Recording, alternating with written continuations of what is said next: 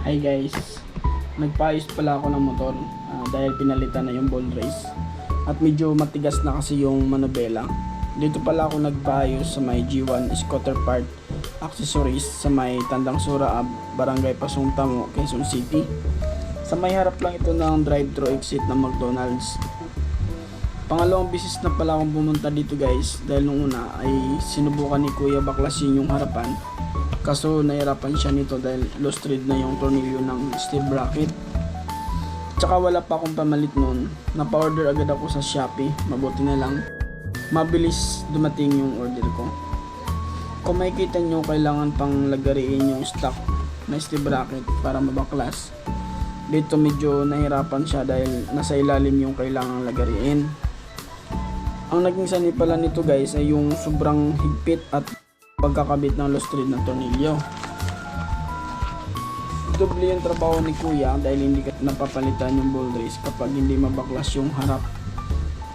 Ayon sa wakas na natanggal na rin yung ibabaw at kailangan pang baklasin yung naiwan na mismong steel bracket. Medyo mahirap din kasi yung tornilyo pa ito sa loob. Dalawang part kasi ng steel bracket, left and right, para makabuo. Ito na nga yung symbol na ni Kuya, pamalit para may kabit na agad. Dito naman binaklas agad ni Kuya yung mga tornilyo ng manubela. Maingat sila dito guys, pag baklas, maayos din sila kausap. Sasabihin sa yung mga kailangan mong palitan na pyesa. Kinakalawang na yung lumang ball race na halatang matagal na hindi napapalitan. Kompleto din sila ng gamit dito guys at saka malapit na rin matapos. Kakabit na yung bagong ball race.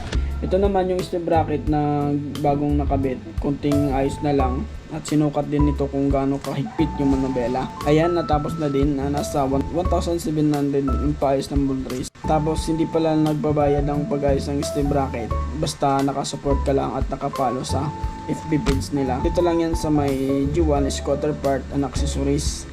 Follow nyo din sila guys, at kung gusto nyo magpaayos, punta lang kayo sa shop nila sa Tandang Sura, Barangay Pasungtamo, Quezon City. Harap lang ng exit ng McDonald's.